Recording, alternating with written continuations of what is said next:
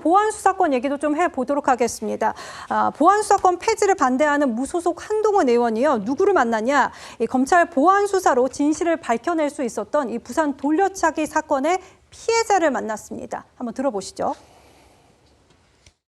보안수사권이나 검찰개혁과 관련된 어떤 기사들이 나온 지가 한 1년이 된 것 같은데요. 그 사이에 어떤 누구도 범죄 피해자에 대한 보완이나 대책 강구를 한 분을 한 번도 보지 못했습니다. 그런 지점에서 저는 피해자로서 많이 화가 나고, 근데 지금 민주당이 만드는 세상에서 경찰의 수사 독점을 견제할 방식은 없습니다. 이런 피해자들과 국민을 적으로 돌리고 장윤기 같은 살인자의 편에 설 것인지 민주당은 좀 결정해야 한다고 생각해요. 지금 민주당 정권이 단지 일부 극렬 지지자들의 복수심을 충족시켜주고, 그리고 이 전당대회에서 알량한 한두 표 얻어보자고 무너뜨리고 있습니다. 이 일을 국민과 함께 막아야 한다고 생각합니다. 네, 이른바 부산 돌려차기 사건의 여성 피해자 같은 경우에는 정말로 경찰 부실 수사를 직접 겪어본 사람이기도 하잖아요. 저 자리에 섰을 때 정말 할 말이 너무 많았을 것 같아요. 대표적인 사건 중에 하나였죠. 처음에는 중상해로 송치가 됐던 것이 같은 청바지를 두고 서로 다르게 평가한 이 검찰의 보안수사권 행사 때문에. 그렇죠. 그 청바지가 포커스였었죠. 그렇죠. 그 덕분에 결국에는 2심에서 강간살인미수로 단죄를 하는 결론으로 이어졌습니다. 이 피해자가 얘기를 하는 게 저는 정부가 가해자 편인지 피해자 편인지를 묻고 싶다라는 얘기에 굉장히 눈이 갔습니다. 예. 사실 저 역시 매일 재판을 다니고 형사 조사에 입회하는 실무진 변호사로서 예. 정치적 입장과는 전혀 상관없이 보안수사권 폐지에 굉장한 우려를 갖고 있습니다. 사실 정치 검찰, 부패한 검찰의 권력은 당연히 견제가 돼야 되는 것이 맞지만, 그렇다고 하더라도 이 보안수사권이라는 것이 실무적으로 이런 정치적인 수사뿐만 아니라 지금 이 피해자 300만 원으로 24개월 할부하는 힘든 상황이었다고 하거든요. 이야. 이런 민생 사건의 피해자들도 정말 많고, 그때 경찰도 물론 잘하고 있지만 경찰 역시 사람이 하는 일인지라 법리적인 부분을 보완해주는 검찰의 보안수사권이 현장 수사에서 굉장한 시너지를 내는 것을 저는 여러 번 목도를 해왔습니다. 만약에 거름망이 문제가 있다라고 하면 그 거름망을 고쳐서 쓸 생각을 해야지, 그 거름망 자체를 완전히 없애버린다고 하면 걸러지는 기능 역할, 그러니까 교차검증 자체를 못하게 되는 결과로 이어질 수가 있고, 그것은 더 큰 부작용으로 이어질 수 있다는 생각이 들거든요. 정치권에서 숙고해 주시기를 부탁드립니다. 네, 본격적으로 이 얘기를 좀 해보도록 하겠습니다. 지금 형사소송법 개정을 주도하고 있는 민주당 내에서도 보안수사권 완전 폐지에 반대하는 움직임이 커지고 있습니다. 여성단체들과 함께 기자회견을 열고 입장을 밝히기도 했습니다. 개혁의 방향이 아무리 옳더라도 그 과정에서 억울한 피해가 발생해서는 안 됩니다. 현장의 목소리를 경청하고 국민들의 피해를 막을 수 있는 법 개정을 해야 합니다. 현재 경찰과 검찰 중 잘 수사하고 있는 기관이 있습니까? 현재 형사소송법 개정이 여성폭력 피해자의 권리를 제대로 보장할 수 있습니까? 피해자 권리 및 수사 정보 등에 대한 접근성이 보장되고 의견을 개진하는 등 형사 처리 절차에서 소외되지 않기를 바랍니다.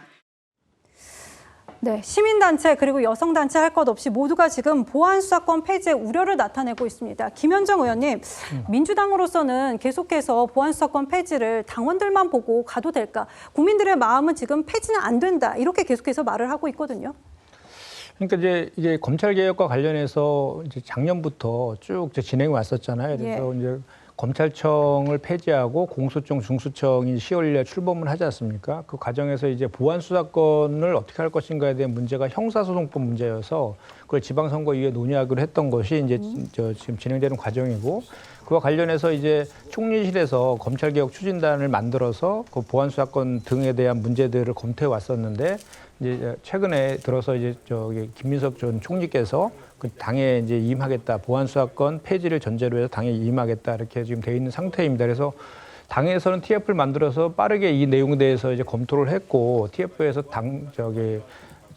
법안을 발의를 했는데, 그 내용은 기본적으로는 보안 수사권은 폐지하되 보안 수사권을 폐지함으로 인해서 발생할 수 있는 수사 공백이라든지 또는 뭐 이렇게 성범죄라든지 이런 것들 그리고 국민 피해 등에 대해서는 최대한의 보완을 하자라는 기조로 지금 법안이 지금 발의된 그런 상태이고요.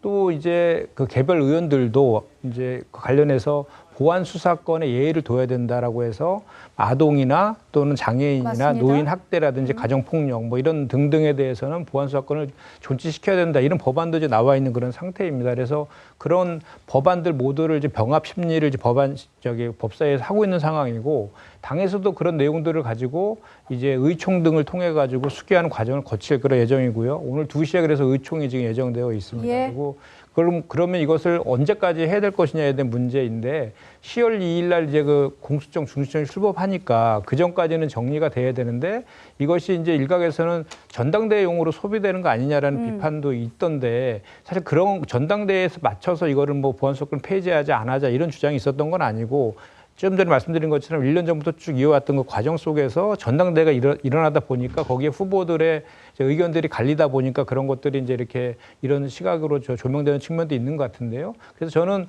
어쨌든 10월 2일 전까지는 해야 되니까 수기는 하고 충분히 수기를 해야죠. 그렇다 해서 그 수기를 하되 그 최대한 빠르게 이 내용에 대해서 매듭을 지어야 되지 않을까라고 생각하고요. 기본적으로 우리 그 정부나 우리 당의 입장도 예. 이 보안 수사권이나 이런 문제들을 가지고 뭐 국민들의 피해나 또는 그 수사 공백이나 이런 것들이 생기면 안 된다는 기본적인 입장은 분명히 갖고 있습니다. 네, 하나 덧붙이자면은 지금 평택에 같이 지역구 이신 홍기현 의원 같은 경우에는 사회적 약자를 위해서 검찰의 보안 수사가 필요하다는 어떤 법안을 조금 내려고 하는데 10명을 모아야 되는 거잖아요. 네. 뭐 당내 의원들에게 친전도 보냈다고 하고 상황이 이런데 네. 10명은 충분히 모일 수 있을 거라고 보십니까? 그 다 모았고요. 오늘 9시 30분인가 기자회견을 하신다고 어제 제가 들었었는데 네. 아마 그 발의는 이제 오늘 중으로 될 것 같아요.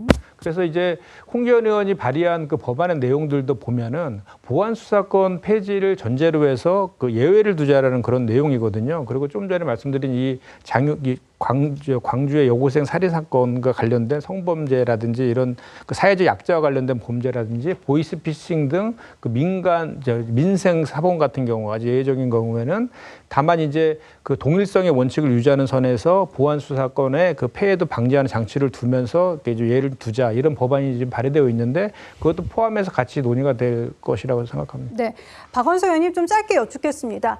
전당대회 전에 이 검찰의 보안 수사권 폐지가 처리가 되는 건 조금 급해 보이기도 하거든요. 10월 전에만 조금 처리가 되면 되지 않을까 싶기도 한데 어떤 의견이십니까? 아니 그래서 법무부 장관 지냈던 박범계 의원 같은 경우에는 8월 17일 이후에 심사숙고해서 결정하자 이런 제안을 하기도 했어요. 저는 그게 바람직하다고 보고요.